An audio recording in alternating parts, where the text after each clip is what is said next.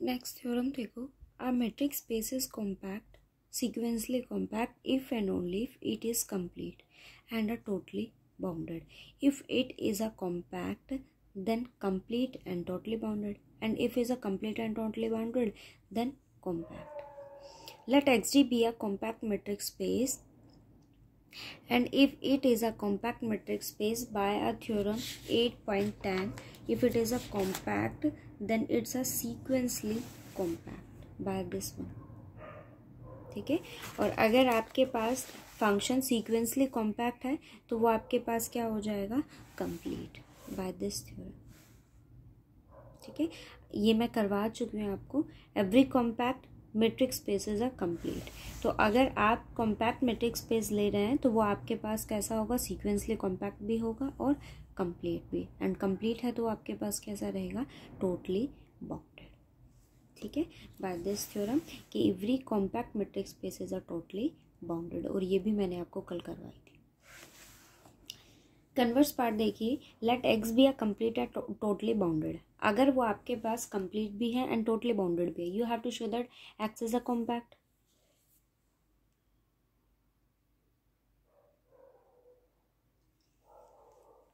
आपको क्या शो करना है कि एक्स डी जो आपके पास मेट्रिक स्पेस है वो कैसा होना चाहिए, कॉम्पैक्ट हो या फिर सीक्वेंसली कॉम्पैक्ट हो.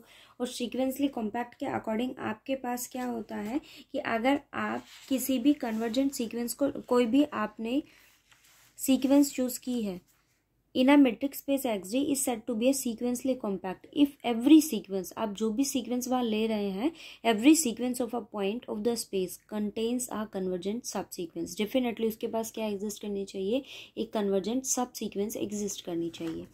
तो सिमिलर वे में मैंने यहाँ क्या चूज़ करा है कि मुझे ये शो करना है कि वो कैसा होना चाहिए, सीक्वेंसली कॉम्पैक्ट. सो इसके लिए लेट किया मैंने एस, जिसके पास क्या एग्जिस्ट करती है, एक आर्बिट्रेरी सीक्वेंस है मेरे पास. ठीक है, और उसका सेट मैंने कैसा चूज करा है, मेरे पास एग्जिस्ट करता है A1 A2 up to AN. मैंने लेट किया एस, मेरे पास क्या है, A1 A2 up to AN. एक आर्बिट्रेरी फैमिली मैंने ले ली, एक सीक्वेंस की फैमिली मैंने यहाँ चूज करी है जो किसके अंदर है, एक्स में है. अब मैंने यहाँ कन्वर्स पार्ट में सपोज किया है कि जो एक्सडी मेट्रिक स्पेस है वो मेरे पास कैसा है, टोटली बाउंडेड है. टोटली बाउंडेड की कंडीशन आपके पास क्या आती है कि अगर वो टोटली बाउंडेड है, इट मीन्स आपके पास डेफिनेटली एक एप्सिलॉन भी एग्जिस्ट करेगा. और आप ये कह सकते हैं जहाँ पर कि D A X is always a less than epsilon. अगर वो कैसा है, टोटली बाउंडेड की कंडीशन को सेटिस्फाई करता है, then you say that D A X is less than epsilon.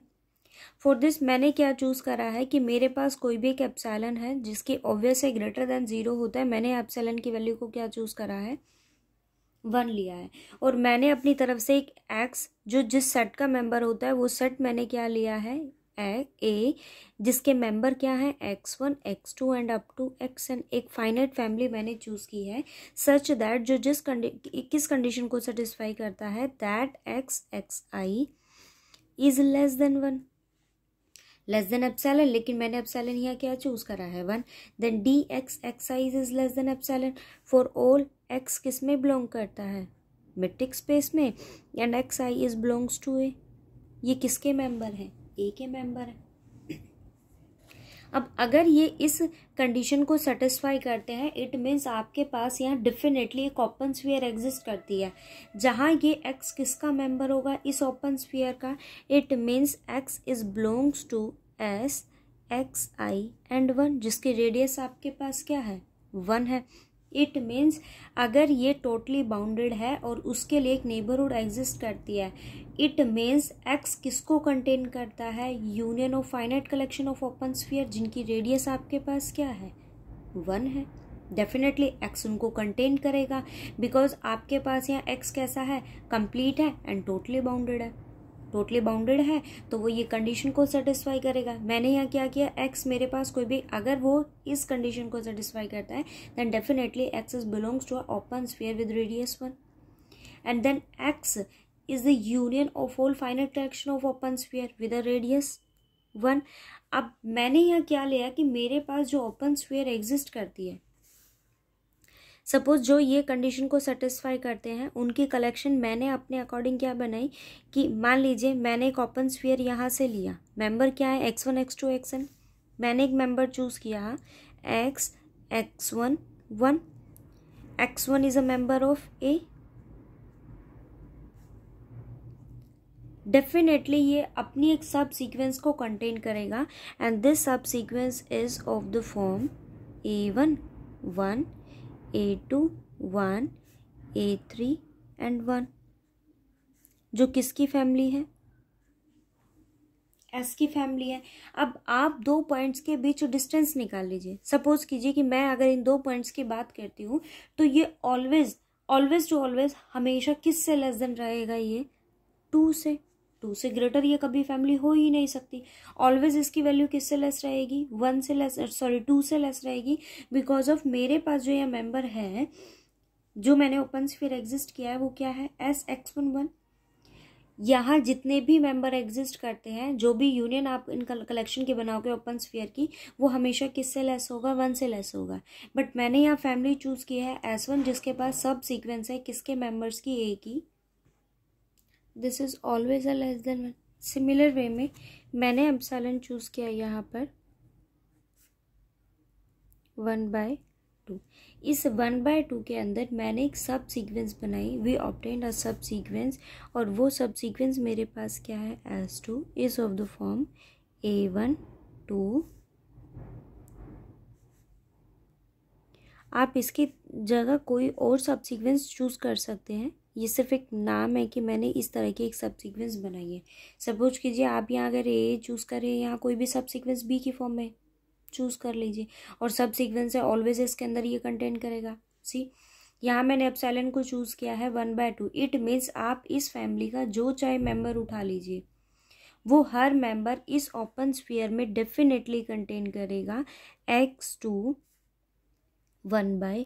जहाँ रेडियस आपके पास क्या है, 1/2 है, x2 आपके पास इस फैमिली का मेंबर है, और ये हमेशा किससे लेस होगी, 1/2 से। सिमिलर वे में अगर मैं कोई nth फैमिली चूज कर लेती हूँ, सपोज कीजिए मैंने 1/kth फैमिली कोई भी चूज की है जिसके लिए एक सब सीक्वेंस मेरे पास एग्जिस्ट करेगी, वो सब सीक्वेंस क्या होगी, A1k A2k up to ANK। और ये सब सीक्वेंस आपके पास किस कंडीशन को सेटिस्फाई करेगी कि आप जो चाहे फैमिली यहाँ से चूज कीजिए, वो हमेशा किससे लेस होगी, 1/k से।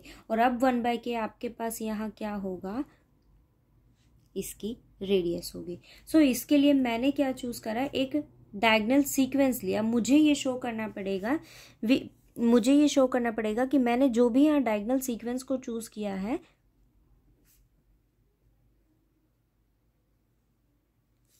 D, मैंने इसको D का नाम दिया, और जिसके पास मेंबर कैसे हैं, A1 1, A2 2 and up to AN। एक डायगोनल सीक्वेंस मैंने यहाँ चूज किया। अब अगर आप इस फैमिली को देखें, A1 A21 A31 up to A12 A22 A2n up to AK1 A2k and ANK up to.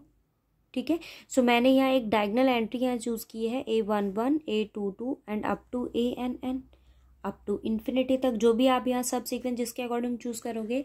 अब मुझे ये शो करना है कि ये मेरे पास कैसी है, इज अ कॉची सीक्वेंस।